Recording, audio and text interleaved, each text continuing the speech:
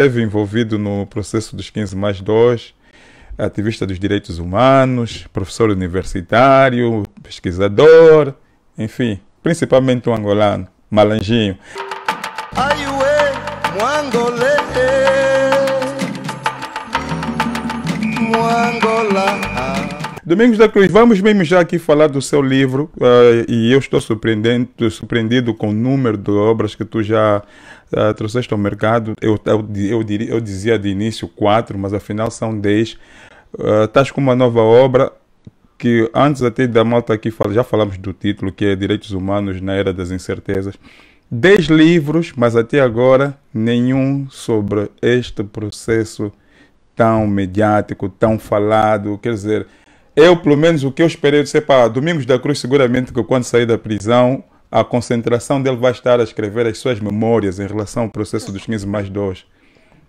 Tantos livros e até agora os 15 mais 2 não faz parte do leque, da coleção de livros escritos por Domingos da Cruz. Não quer escrever, traz-te mais memórias, o que é que te faz, o que é que te, não diria impede, mas o que é que te leva a não escreveres até agora um livro sobre aquilo que vocês passaram? É assim,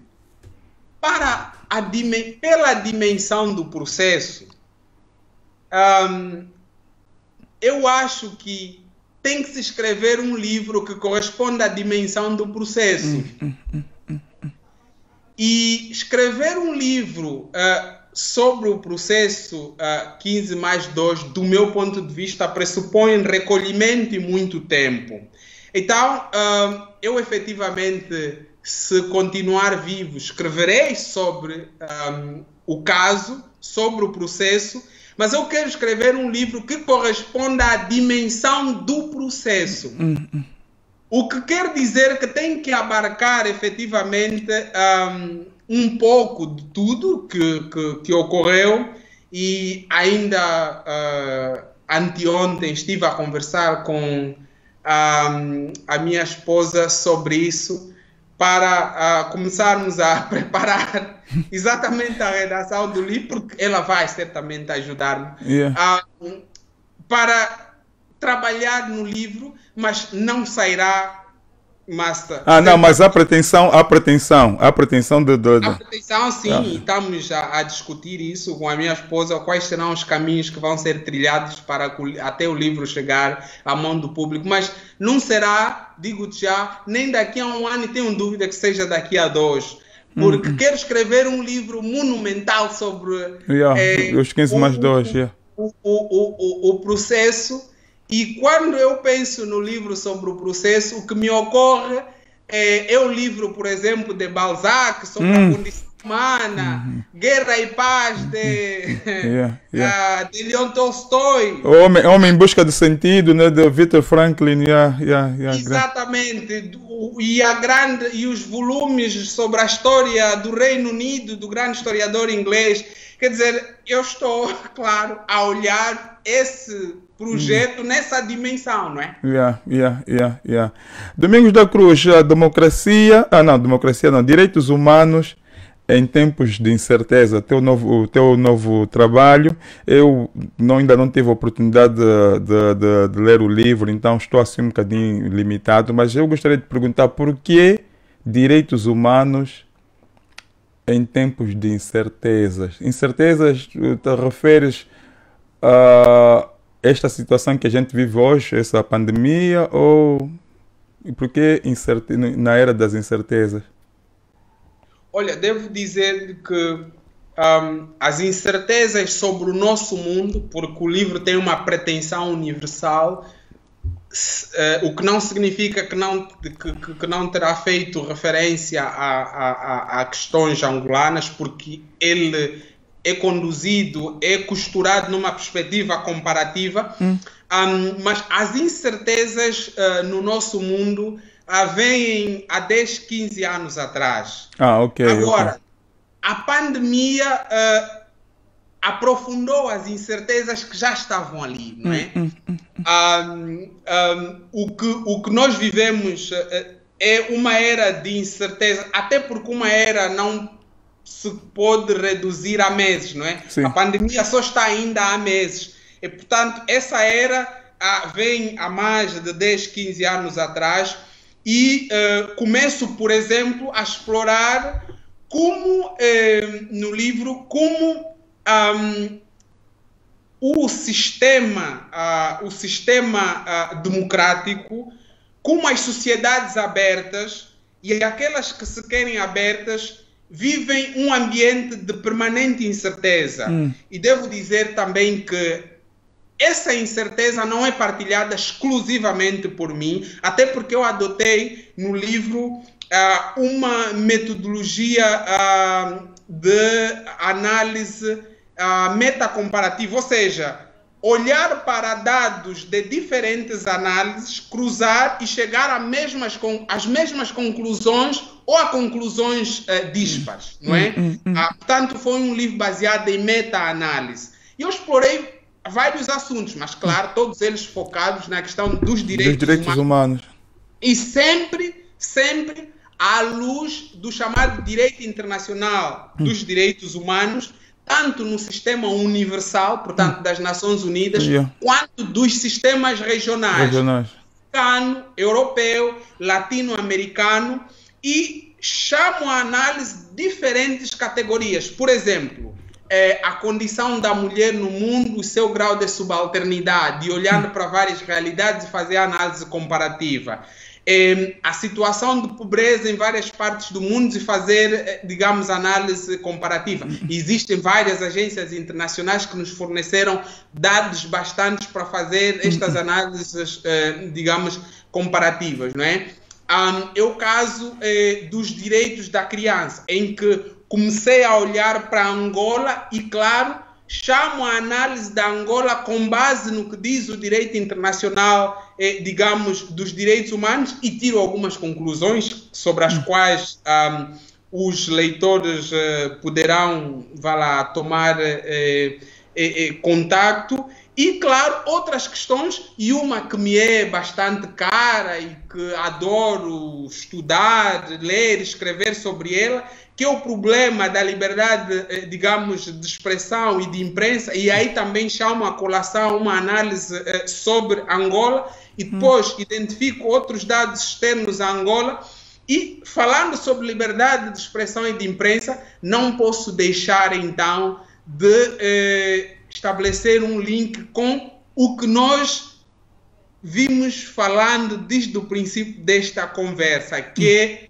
é o Estado democrático e de direito. Só que no livro analiso o Estado democrático e de direito, digamos, em várias geografias. E o que se está a passar com o problema da cultura política democrática a nível mundial? De acordo com os dados que nós acessamos, demonstram claramente que nos últimos 10, 15 anos, há um declínio da democracia, há um declínio das sociedades abertas a nível do mundo. Olha, por exemplo, o declínio dos direitos sociais um pouco por toda a Europa, né?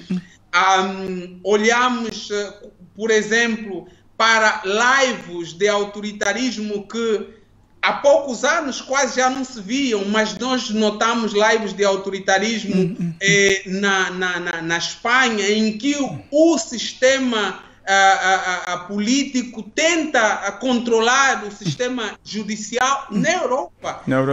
O que acontece na Polônia, chegou ao poder um partido e um grupo que tenta desmantelar a separação entre o poder político e o judicial. Olha a Dinamarca, um exemplo extraordinário, mas quando estabelece relação entre os dinamarqueses e os requerentes de proteção internacional, há relatos de violação permanente de direitos humanos dos requerentes de proteção internacional, e há um absurdo brutal. É o caso de uma lei dinamarquesa que estabelece, por exemplo, o confisco de bens daqueles que cruzam as fronteiras da Dinamarca. Tudo isso um pouco por toda a Europa. perseguição de requerentes de proteção internacional ao nível, digamos, da Inglaterra. Isso mediante o endurecimento das leis, mediante cidadãos que são intolerantes em relação àqueles que vêm de fora. E sobre esse elemento, eu acho que é importante partilhar um ponto de vista que... Faça isso. É parte do livro. Faça isso, Domingos da Cruz, porque não esqueço o que estavas para dizer, porque estou aí a ver muitas mensagens, muita gente está interessada no livro, já está aí a ver, mas o Domingos da Cruz depois vai dizer como é que tem que se fazer para termos acesso ao livro. Sim, mas querias partilhar. Dizia eu que essa dificuldade que há hoje, por exemplo, do mundo ocidental de uma forma geral, estabelecer uma relação pacífica e mais humana com o outro, com o outsider, é um problema que tem que ver com as raízes, os momentos fundacionais da democracia no contexto europeu, ocidental. né? Eu não estou a dizer que a democracia é deles e os pertence, mas eu só estou a dizer que a forma como ela começou a ser implementada no contexto ocidental foi problemática. A democracia ocidental desde sempre foi excludente em relação ao outsider.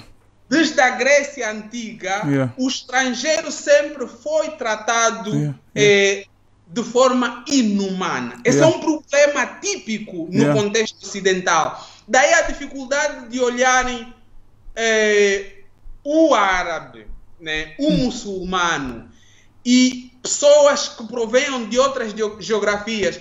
Basicamente, o que eu digo no livro é que, infelizmente, a democracia no contexto ocidental é, sobretudo, uma democracia dos semelhantes. E quando falo dos semelhantes, estou mesmo a falar do semelhante do ponto de vista do biotipo, do ponto de vista fenotípico. Esse é um problema sério no contexto, digamos, ocidental. E isso foi reforçado por várias narrativas religiosas, na literatura, no cinema, olhar sempre o outro com desdém, com desconfiança. Daí a dificuldade deles construírem sociedades que sejam verdadeiramente plural do ponto de vista cultural e vivem com outras culturas sempre de uma forma tensa. E nesse sentido eu concluo que para o mundo ocidental o pluralismo deve ser um pluralismo entre eles e não com o outsider. Com o outsider, Então, o pluralismo tem que ser o pluralismo dos semelhantes. Domingos da Cruz, então isso entra um pouco, entra um pouco em choque com a ideologia neoliberal. Quer dizer, prática, porque até certo ponto quer dizer, hoje nota-se, e isso aqui tu depois me corrigirás, é o que se nota, quer dizer, por partes, as mesmas sociedades que dizem que são os guardiões, ou pode-se assim dizer, os anfitriões da democracia, mas também, e com isso que tu disseste que é mesmo verdade, mesmo aqui na Inglaterra vimos isso, o declínio da democracia, vimos como é que o partido de esquerda, o dos trabalhadores, dos labours, dos laboristas, como é que perderam as eleições pelo simples facto de todos aqueles endinheirados apostarem no Partido Conservador e fazer-se uma campanha forte, ao ponto de ter do homem que estava à frente do Partido Socialista, não, quer dizer, ter o seu acesso aos órgãos de informação muito reduzidos. E tudo. Mas também vê-se, por exemplo, estou aqui a falar da questão do neoliberalismo, porque quer dizer, a diferença entre ricos e pobres, mesmo nestas sociedades, vai cada vez aumentando, que a certo ponto também vai se refletir então naquilo que o Domingos da Cruz vai dizer da questão dos direitos humanos, que as pessoas cada vez mais os seus direitos vão sendo violados, cada vez menos acessos, menos oportunidades econômicas vão tendo, coisa assim parecida, não é? Olha, o que disseste faz todo sentido e seria uma aula perfeita sobre teoria da democracia. Subscrevo completamente. É exatamente isso. Aliás, é como se tivesses lido já o livro. É verdade, há múltiplas causas no declínio da democracia, algumas sobre as quais já fiz referência. De forma sintética, diria que a forma como a democracia nasceu no contexto ocidental, portanto, é uma democracia dos semelhantes, e daí a dificuldade deles conviverem hoje com o diferente, e o diferente é sempre tolerado, é sempre motivo de tensão, não é? Mas há também uma outra causa que é puramente antropológica. Portanto, a democracia é um projeto humano, como qualquer outro sistema político. E todo o projeto humano tem o ponto de partida, de desenvolvimento e de declínio, não é? Muitas vezes há pontos de declínio que podemos revitalizar porque achamos que o projeto é bom, mas há casos em que o declínio é tal que não conseguimos travar e pode até morrer. Ora, sendo um projeto humano, parece-me que efetivamente esse projeto está em ocaso. A outra causa, e que sinteticamente já exploraste, é exatamente o problema do capitalismo. O capitalismo hoje traduz-se como um perigo, o capitalismo neoliberal, um perigo para a democracia. Por várias razões. Os Estados têm dificuldades de tomar decisões porque estão sob o controle do dinheiro. As corporações também. Desde multinacionais ao sistema financeiro. Quando nós olhamos, por exemplo, para a imprensa, os órgãos de comunicação social no contexto ocidental, o perigo à liberdade de expressão e de imprensa no Ocidente não é político. O perigo é o dinheiro, porque as empresas de comunicação hoje transformaram-se num autêntico negócio, transformaram-se em mercadoria de acordo com a lógica do mercado e do Deus dinheiro, e, portanto, elas agem de acordo com os interesses do mundo financeiro, com o interesse das corporações, não é? E claro, há outro elemento, não para por ali. Hoje, o mundo do dinheiro controla inclusive os parlamentos. Existem muitas leis que são feitas no contexto ocidental que é, sobretudo, fruto de lobbies financeiros. Não é? Grandes lobbies influenciam deputados para elaborarem leis que favoreçam a atuação de determinadas empresas, por exemplo, na área, digamos, das vacinas, área da alimentação, a alimentação que as pessoas têm comido no mundo ocidental, que deviam ter sido retiradas dos supermercados e condenadas por lei, só não são condenadas porque, infelizmente, o capitalismo controlou os parlamentos. É o caso do tabaco. O que acontece com a indústria do tabaco? A indústria do tabaco controla, basicamente, os parlamentos para continuar a vender o tabaco. Dos refrigerantes. A indústria do álcool e os outros setores. Portanto, o capitalismo hoje traduziu-se de facto num risco sério para as sociedades abertas, mas esse é um risco essencialmente no contexto ocidental. Isso não está acontecendo em outros países. Noutras geografias ainda não é com a mesma intensidade que nós vimos no Ocidente. Mas há um fator importante a ser explorado. Tem que ver com direitos econômicos e sociais. O nível de pobreza de certas regiões inviabilizam o aprofundamento do debate cívico. Você não estará disponível para se dedicar à vida cívica, ao aprofundamento do exercício da cidadania e de uma sociedade aberta, se não tem o que comer, se não tem aonde dormir, se não há água. E isso é o que acontece em muitos países da América Latina, não é? E, claro, esse problema da pobreza estende-se também para determinadas regiões e países do continente africano, e eu não gostaria de generalizar, porque, de facto, temos várias regiões e elas têm situações diferentes. Mas é verdade, e hoje está provado, há estudos bastantes que tive acesso que indicam exatamente isso, que o grau de prosperidade dos cidadãos, não das grandes corporações, não das grandes empresas, mas dos cidadãos, de facto determina também o aprofundamento ou não de uma sociedade democrática. Voltando ainda ao contexto europeu, nós notamos que nos últimos 15, 10 anos há um relativo desinvestimento no setor social, saúde, educação, a escola... A Inglaterra é um exemplo disso. A Inglaterra é um exemplo disso. E isso periga, de facto, a democracia. Quando as pessoas não têm acesso a uma saúde de qualidade, é um perigo para a democracia. E a pandemia demonstrou aquilo que os críticos vêm denunciando, que de facto há um declínio da democracia, há um desmantelamento dos setores sociais em vários países ocidentais e é preciso pôr fim a isso. Tendo em conta as pessoas mais vulneráveis, né, que são geralmente aquelas que de baixa renda, as pessoas com menos condições, sim, com condições sociais menos desfavoráveis, menos favoráveis.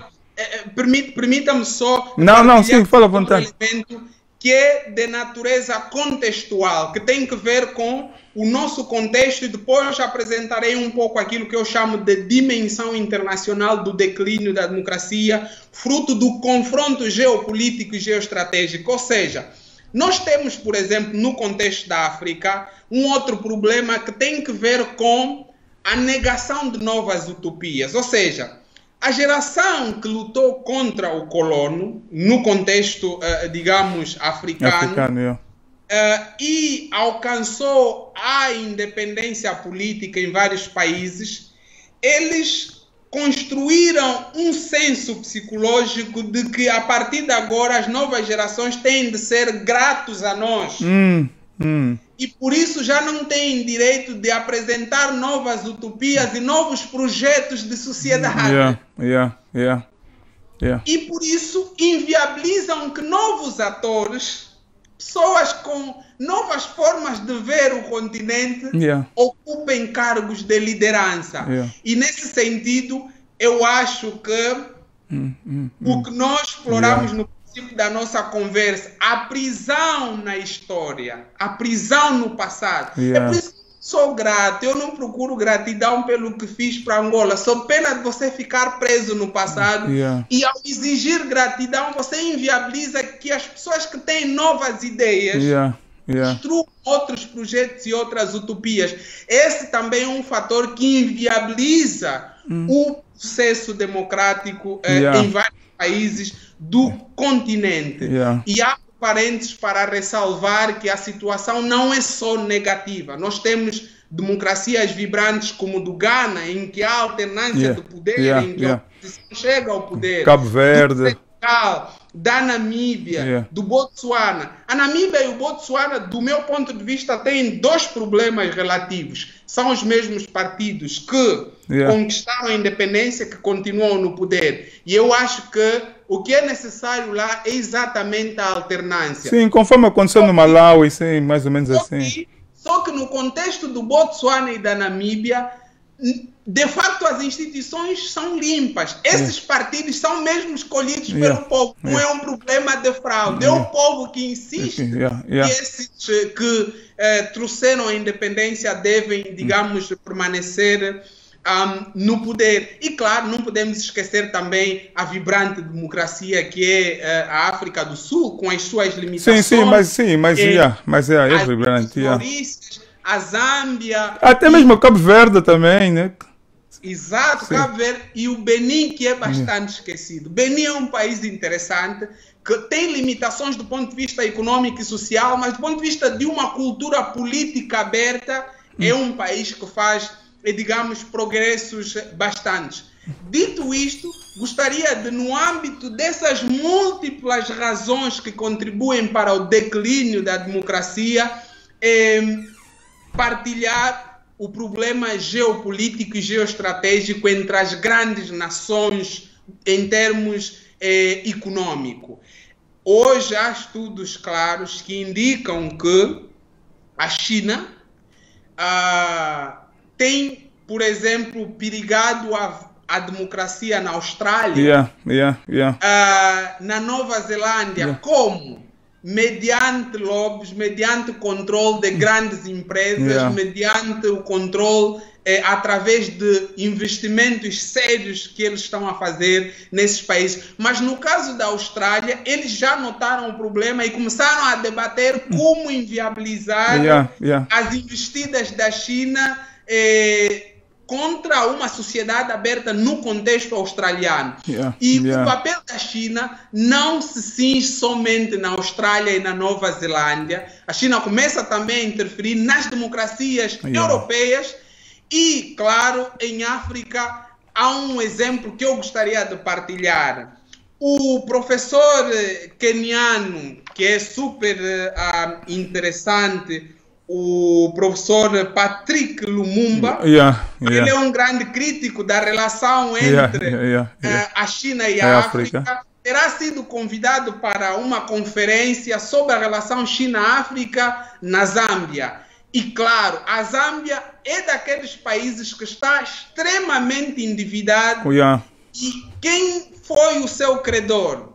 É exatamente a China. A China simplesmente inviabilizou a conferência do professor Lumumba numa universidade zambiana. Oh, claro, não sabia desse dado, não tinha conhecimento desse dado. E o que é que isso põe em causa? Põe em causa a liberdade de pensar, a liberdade acadêmica, a liberdade de expressão, põe em causa a possibilidade de construirmos novas utopias e novos projetos pensados para a África. E, portanto, é preciso que estejamos atentos. E a interferência da China nos processos políticos africanos não se sim exclusivamente à Zâmbia. Eu apresentei o caso zambiano para sustentar, digamos, as minhas afirmações e a minha argumentação. E, finalmente, não posso deixar de citar a Rússia, que tem financiado, por exemplo, movimentos de extrema-direita, digamos, ao nível da Europa, e a Rússia e a China juntas têm tentado, mediante espionagem, que qualquer Estado ocidental está normalmente habituado a fazer, para controlar, por exemplo, os sistemas eletrônicos eleitorais. E, claro, tudo isso... Houve essas suspeitas nos Estados Unidos, Exatamente. E depois tem uma outra dimensão que é igualmente problemática. Tal como dizíamos que há o lobby das corporações sobre os parlamentos, sobre os governos e sobre o controle da imprensa.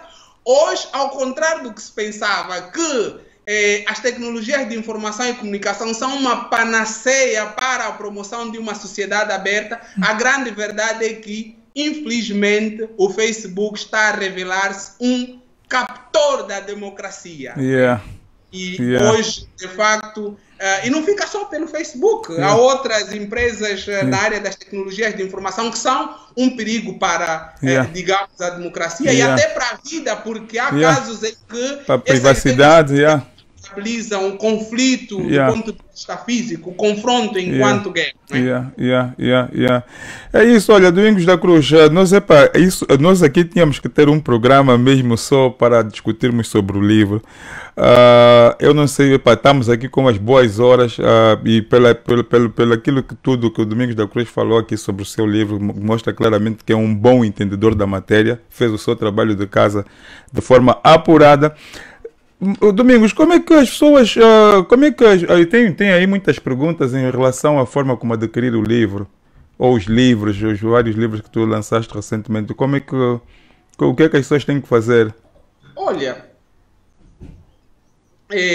os meus livros, os que eu publiquei antes estão esgotados, não é? Deixa-me... Olha, Domingos da Cruz, por favor, mostra a sua capa, a capa do novo livro. Pois, cá está o novo livro, não é? Portanto, este que são 404 páginas, não é? Os que estão esgotados são Para Onde Vai Angola, que foi publicado em 2008. Esse está esgotado, foi o meu primeiro livro, o livro da menino que escrevi aos 24 anos.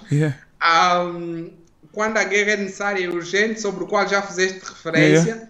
Aí depois, liberdade de expressão e de imprensa, implicações éticas na infância, esse de 2011, ética educativa à luz da racionalidade comunicativa. Esse em 2013 também está esgotado. Liberdade de imprensa em Angola, obstáculos e desafios no processo de democratização. Este está disponível, portanto, nas livrarias portuguesas e nas plataformas online, como é o caso da UC, da FNAC. O pessoal pode adquirir. O África e Direitos Humanos está disponível na Amazon. Já tiveste um outro livro a falar dos direitos humanos? Sim, focado exclusivamente Ah, no África. continente africano. E é um livro coletivo que terá participado outros pesquisadores Oh. de vários países africanos. Mais de 20 pesquisadores participaram. É uma obra que tenta fazer uma análise, eu não diria completa, mas bastante abrangente sobre a África. Ela contém 700 e tal páginas, não é?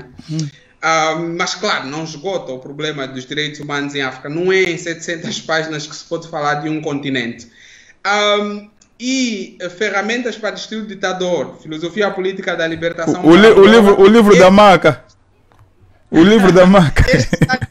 Este está disponível gratuitamente na internet. O pessoal coloca o título, aparece ali em PDF, não é?